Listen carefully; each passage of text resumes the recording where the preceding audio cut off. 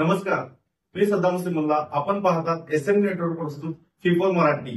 चला तर पाहूया आजच्या ठळक घडामोडी.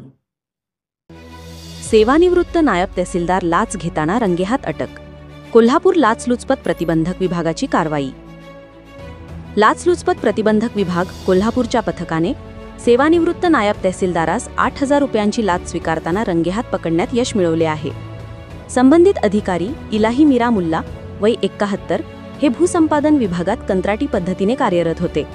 तक्रारदार यांच्या रेंदाळ ताहात कणंगले येथील गट क्रमांक 987 मधील शेती जमीन दुधगंगा कालड्यासाठी अधिग्रहित झाली होती. त्या मोबदल्याची रक्कम मिळवून देण्यासाठी मुल्ला यांनी तक्रारदाराकडे 10,000 रुपयांची लाच मागणी केली होती. तक्रारदाराने याबाबत लाचलुचपत प्रतिबंधक विभागाकडे तक्रार दाखल केली. प्राथमिक पडताळणीत आरोपीने लाच मागितल्याचे निष्पन्न झाल्याने 12 नोव्हेंबर रोजी सापळा रचण्यात आला.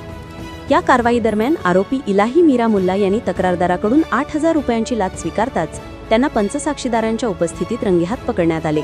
या प्रकरणी शाहूपुरी पोलीस ठाण्यात गुन्हा नोंदवण्याची प्रक्रिया सुरू आहे. सदर कारवाई पोलीस उपाधीक्षक वैष्णवी पाटील यांच्या नेतृत्वाखाली पोलीस अधिकारी प्रकाश भंडारे, हेड कॉन्स्टेबल विकास माने, संदीप काशीद, संगीता गावडे, नाईक सचिन पाटील, कॉन्स्टेबल उदयसिंह पाटील आणि चालक गजानन कुराडे यांनी केली. ही कारवाई वरिष्ठ पोलीस अधिकाऱ्यांच्या मार्गदर्शनाखाली पार पडली. लाचलुचपत प्रतिबंधक विभागाने नागरिकांना आवाहन केले आहे की कोणताही शासकीय कर्मचारी लाच मागत असल्यास तत्काळ तक्रार नोंदवावी. अशा प्रकरणांची माहिती विभागाच्या संपर्क क्रमांकावर द्यावी असे आवाहन करण्यात आले.